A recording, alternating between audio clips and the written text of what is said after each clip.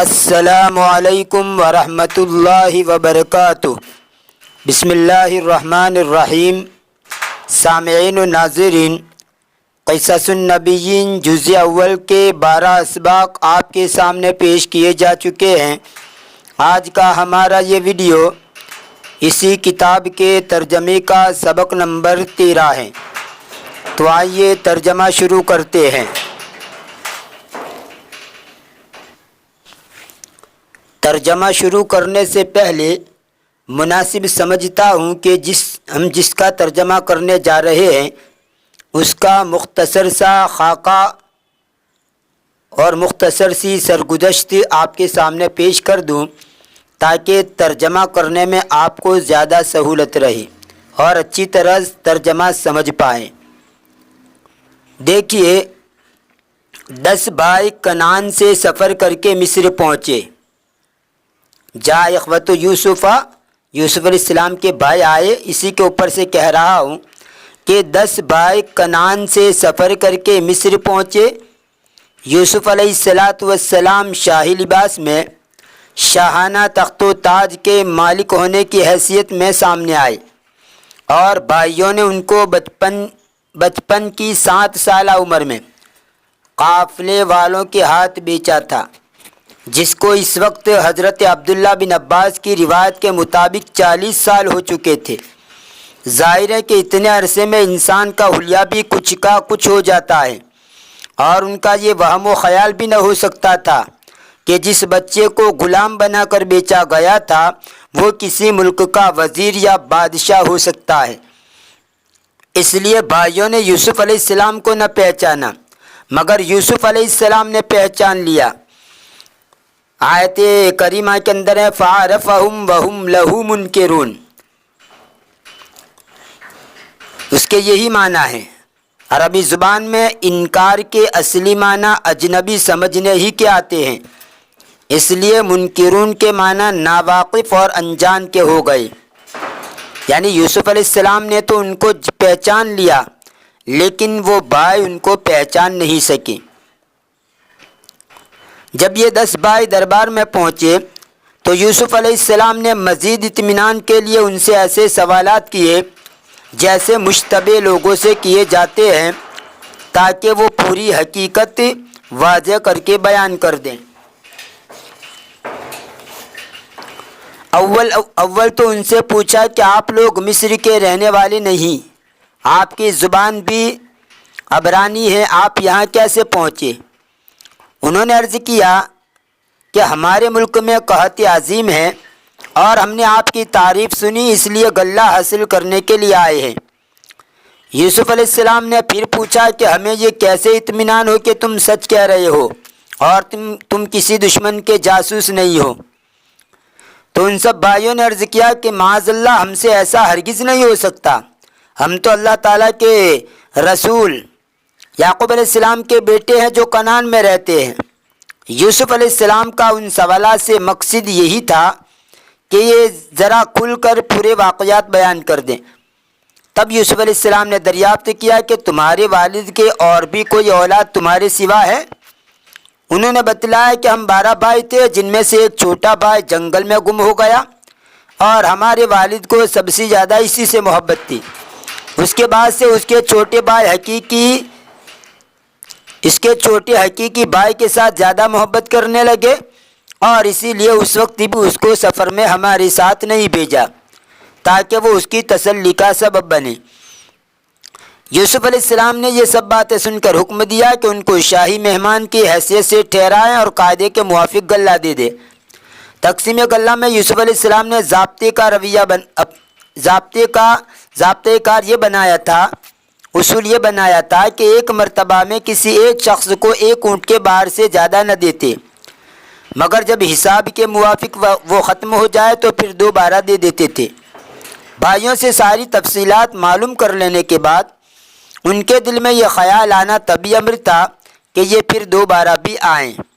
اس کے لیے ایک انتظام تو ظاہراً یہ کیا کہ خود ان بھائیوں سے کہا ائتونی بأخ لکم من ابیکم الا ترون انی اوفی الکیل وانا خیر المنزلین، یعنی جب تم دوبارہ آؤ تو اپنے سوتیلے بھائی یعنی باپ شریک بھائی کو بھی لے کر آنا۔ تم دیکھ رہے ہو کہ میں کس طرح پورا پورا غلہ دیتا ہوں اور کس طرح مہمانی کرتا ہوں۔ اور پھر ایک دھمکی بھی دے دی، فَإِن لَّمْ تَأْتُونِي بِهِ فَلَا كَيْلَ لَكُمْ عِندِي وَلَا تَقْرَبُونِ، یعنی اگر تم اپنے بھائی کو ساتھ نہ لائے تو پھر میں تم میں سے کسی کو بھی غلہ نہ دوں گا، کیونکہ میں سمجھوں گا کہ تم نے مجھ سے جھوٹ بولا ہے، اس طرح تم میرے پاس نہ آنا۔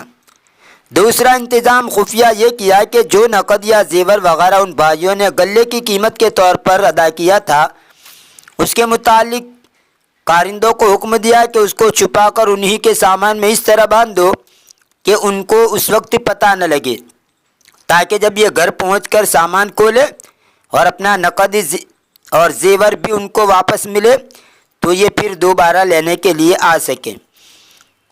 ابن کثیر نے یوسف علیہ السلام کے اس عمل میں کئی احتمالات بیان کیے ہیں۔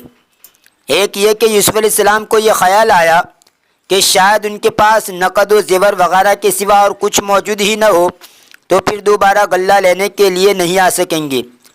دوسرے یہ بھی احتمال ہے، یہ بھی ہو سکتا ہے کہ اپنے والد اور بھائیوں سے کھانے کی قیمت لینا گوارا نہ ہو، اس لیے شاہی خزانے میں اپنے پاس سے جمع کر دیا، ان کی رقم ان کو واپس کر دی۔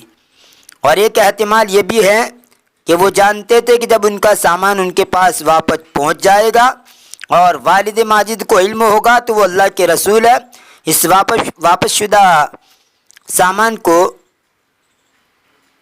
مصری خزانے کی امانت سمجھ کر ضرور واپس بھیجیں گے، اس لیے بھائیوں کا دوبارہ آنا اور یقینی ہو جائے گا۔ بہرحال یوسف علیہ السلام نے یہ سب انتظامات اس لیے کیے کہ آئندہ بھی بھائیوں کے آنے کا سلسلہ جاری رہے اور چھوٹے حقیقی بھائی سے ملاقات بھی ہو جائے۔ اب آئیے اس مختصر سی سرگزشت اور خاکے کے بعد ترجمے کی طرف بڑھتے ہیں اور ترجمہ شروع کرتے ہیں۔ بسم اللہ الرحمن الرحیم۔ جاء اخوۃ یوسف، یوسف علیہ السلام کے بھائی آئے۔ وکان فی مصر والشام مجاعۃ کما اخبر یوسف، اور مصر اور شام میں فاقہ تھا، قحط سالی تھی۔ مجاعۃ کا معنی قحط، بھوک، فاقہ، اور مصر و شام میں قحط سالی تھی جیسا کہ یوسف علیہ السلام نے خبر دی تھی۔ وسمع اہل الشام وسمع یعقوب ان فی مصر رجلا رحیما، اور شام والوں نے سنا تھا اور یعقوب علیہ السلام نے بھی سنا تھا کہ مصر میں ایک رحم دل آدمی ہے، مہربان آدمی ہے۔ وَأَنَّ فِي مِصْرَ جَوَادًا كَرِيمًا وَهُوَ عَلَى خَزَائِنِ الْأَرْضِ، اور یہ کہ مصر میں ایک سخی و فیاض ہے اور وہ زمین کے خزانے پر ہے، یعنی زمین کے خزانے کے مالک ہیں۔ وَكَانَ النَّاسُ يَذْهَبُونَ إِلَيْهِ وَيَأْخُذُونَ الطَّعَامَ، اور لوگ ان کے پاس جاتے تھے اور غلے کو لیتے تھے۔ طعام کا ویسے معنی ہوتا ہے کھانا، یہاں مراد ہے غلہ، اور لوگ ان کے پاس جاتے تھے اور غلہ لیتے تھے۔ وَأَرْسَلَ يَعْقُوبُ أَبْنَاءَهُ إِلَى مِصْرَ بِالْمَالِ لِيَأْتُوا بِالطَّعَامِ، اور یعقوب علیہ السلام نے اپنے بیٹوں کو مال لے کر مصر کی طرف بھیجا تاکہ وہ غلے کو لے آئے۔ وَبَقِيَ بِنْيَامِينُ عِنْدَ وَالِدِهِ لِأَنَّ يَعْقُوبَ كَانَ يُحِبُّهُ، اور بنیامین اپنے والد کے پاس ٹھہرے رہے، باقی رہے، اس لیے کہ یعقوب علیہ السلام ان سے محبت کرتے تھے، جداً بہت زیادہ۔ وَمَا كَانَ يُرِيدُ أَن يَبْعُدَ عَنْهُ، اور وہ چاہتے نہیں تھے کہ وہ ان سے دور ہو جائے۔ وَكَانَ يَعْقُوبُ يَخَافُ عَلَيْهِ كَمَا كَانَ يَخَافُ عَلَى يُوسُفَ، اور یعقوب علیہ السلام ان کے بارے میں اندیشہ رکھتے تھے، خوف کرتے تھے جیسا کہ یوسف علیہ السلام کے بارے میں اندیشہ کرتے تھے، خوف رکھتے تھے۔ وَتَوَجَّهَ إِخْوَةُ يُوسُفَ إِلَى يُوسُفَ وَهُمْ لَا يَعْرِفُونَ أَنَّهُ أَخُوهُمْ يُوسُفُ، اور یوسف علیہ السلام کے بھائی یوسف علیہ السلام کی طرف متوجہ ہوئے اور وہ جانتے نہیں تھے کہ وہ ان کا بھائی یوسف ہے۔ وَهُمْ لَا يَعْرِفُونَ أَنَّهُ يُوسُفُ الَّذِي كَانَ فِي الْبِئْرِ، اور وہ جانتے نہیں تھے کہ وہ یوسف ہے جو کنویں میں تھا۔ وَهُمْ يَظُنُّونَ أَنَّهُ قَدْ مَاتَ، اور وہ خیال کرتے تھے کہ تحقیق کہ وہ مر گیا۔ وَكَيْفَ لَا يَمُوتُ وَقَدْ كَانَ فِي الْبِئْرِ، اور کیسے وہ نہ مرتا حالانکہ وہ کنویں میں تھے. کان فی البئر وکانت البئر عمیقۃ، وہ کنویں میں تھے اور کنواں گہرا تھا. وکانت البئر فی الغابۃ وکانت الغابۃ موحشۃ، اور کنواں جنگل میں تھا اور جنگل وحشت ناک تھا، ڈراونا تھا. وکان ذلک فی اللیل وکان اللیل مظلما، اور وہ رات میں تھا اور رات تاریک تھی. وجاء اخوۃ یوسف فدخلوا علیہ فعرفہم وہم لہ منکرون، اور یوسف علیہ السلام کے بھائی آئے، پس وہ یوسف علیہ السلام پر داخل ہوئے، یعنی ان کے پاس گئے. فعرفہم وہم لہ منکرون، تو یوسف علیہ السلام نے ان کو پہچان لیا اور وہ ان سے ناآشنا تھے، یعنی وہ ان کو پہچان نہیں سکے. وہم لہ منکرون یعنی بھائی ان سے ناآشنا تھے، پہچان نہیں سکے. کانوا منکرین لیوسف لا یعرفونہ، وہ یوسف علیہ السلام کے لیے منکر تھے، مطلب پہچان نہیں سکے. لا یعرفونہ یعنی اجنبی بن گئے، وہ گویا یوسف علیہ السلام کے لیے اجنبی تھے. انکر ینکر، انکار کا معنی ناشنا ہو جانا، اجنبی بن جانا بھی ہوتا ہے. تو آپ یہاں پر اس کا ترجمہ کریں گے کہ وہ یوسف علیہ السلام کے لیے اجنبی تھے، وہ اس کو جانتے نہیں تھے، یعنی گویا اجنبی کی طرح ناآشنا تھے، وہ اس کو جانتے نہیں تھے. ولیکن ما انکرہم یوسف بل عرفہم، اور لیکن یوسف علیہ السلام نے ان سے اجنبیت نہیں برتی، یعنی بلکہ اس کو پہچان لیا. یہ عرف یعرف کا الٹا سمجھ لیجئے، انکر ینکر انکارن. تو ولیکن ما انکرہم یوسف، اس کا مطلب یہی ہوا بل عرفہم، یعنی یوسف علیہ السلام ان سے ناشنا نہیں ہوئے بلکہ ان کو پہچان لیا. عرف یوسف ان ہؤلاء هم الذین القوہ فی البئر، یوسف علیہ السلام نے جان لیا کہ یہ وہی لوگ ہیں جنہوں نے اس کو کنویں میں ڈالا تھا. وان ہؤلاء هم الذین کانوا یریدون قتلہ ولکن اللہ حفظہ، اور یوسف علیہ السلام نے جان لیا کہ یہ وہی لوگ ہیں جو اس کو مار ڈالنے کا ارادہ رکھتے تھے اور لیکن اللہ نے اس کی حفاظت کی. ولیکن یوسف لم یقل لهم شیئا ولم یفضحهم، اور لیکن یوسف علیہ السلام نے ان کو کچھ نہیں کہا اور ان کو رسوا نہیں کیا. فضح یفضح کا معنی رسوا کرنا، ذلیل کرنا.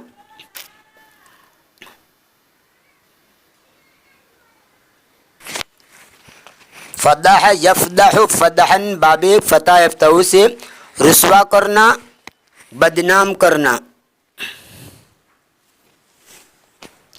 عیب لگانا، انکشاف کرنا.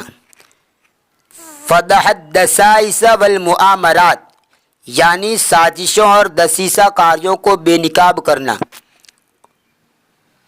اور اسی سے افتضح الامر انکشاف ہونا، راز کھل جانا، بھانڈا پھوٹنا، پول کھلنا.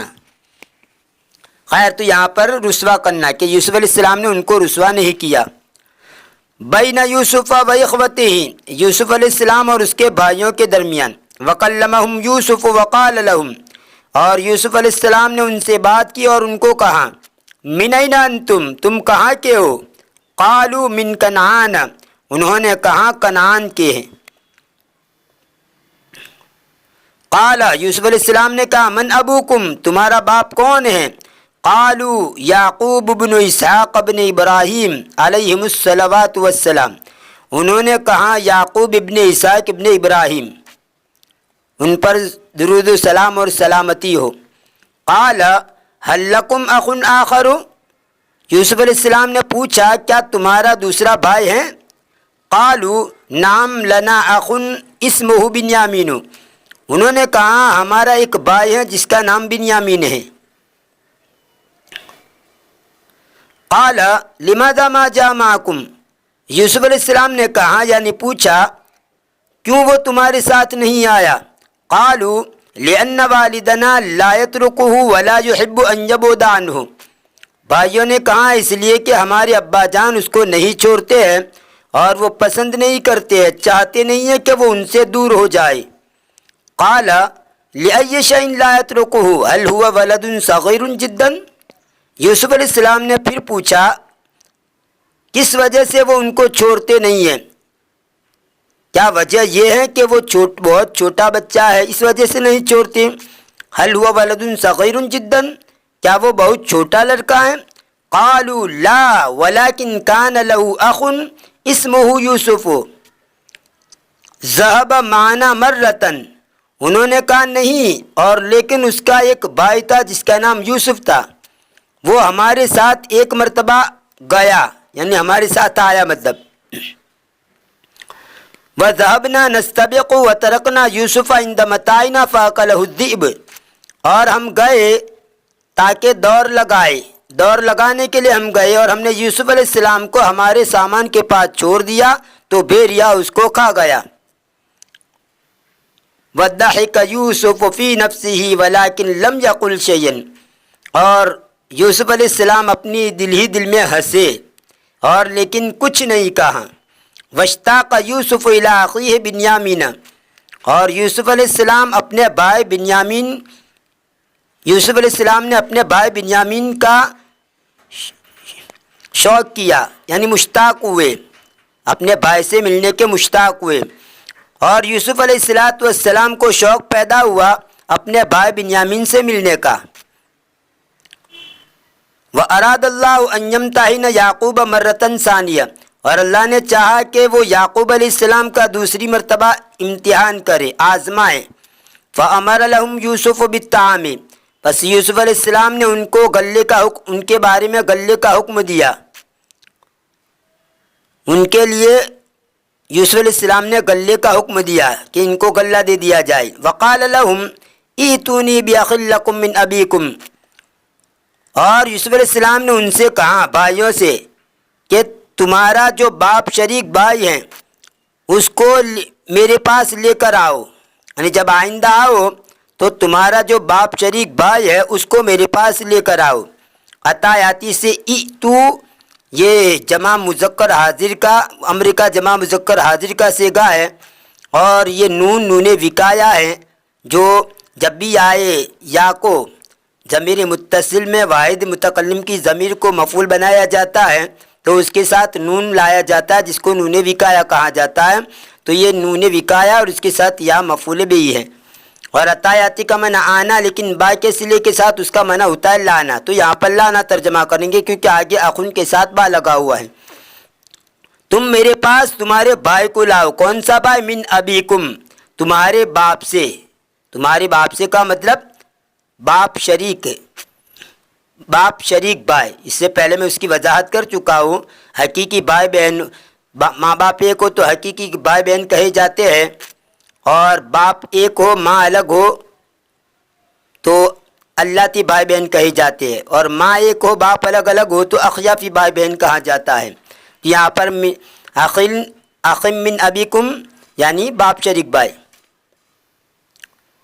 ولا تجدون طعاما اذا لم تأتوا به، اور آگے دھمکی بھی دے دی، اور تم کھانا غلہ نہیں پاؤ گے، یعنی تمہیں غلہ نہیں ملے گا۔ کب نہیں ملے گا؟ اذا لم تأتوا به، جب تم اس کو لے کر نہیں آئے، یعنی آئندہ اپنے بھائی بنیامین کو لے کر نہیں آئے تو تمہیں غلہ نہیں ملے گا۔ وَأَمَرَ يُوسُفُ بِمَالِهِمْ فَوُضِعَ فِي مَتَاعِهِمْ، اور یوسف علیہ السلام نے ان کے مال کے بارے میں حکم دیا تو اس کو ان کے سامان میں رکھ دیا گیا۔ متاعن کہتے ہیں سامان کو، ہر وہ حصی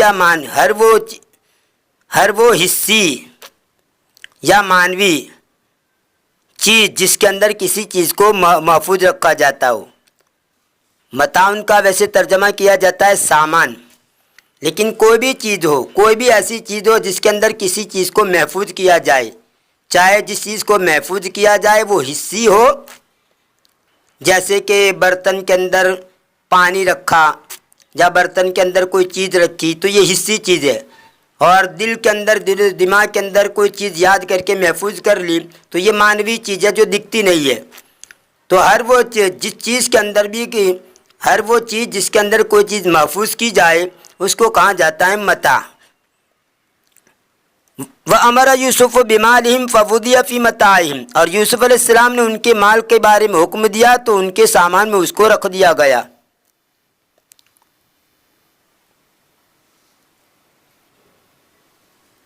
یہ تھا قصص النبیین جزء اول کے ترجمے کا سبق نمبر 13۔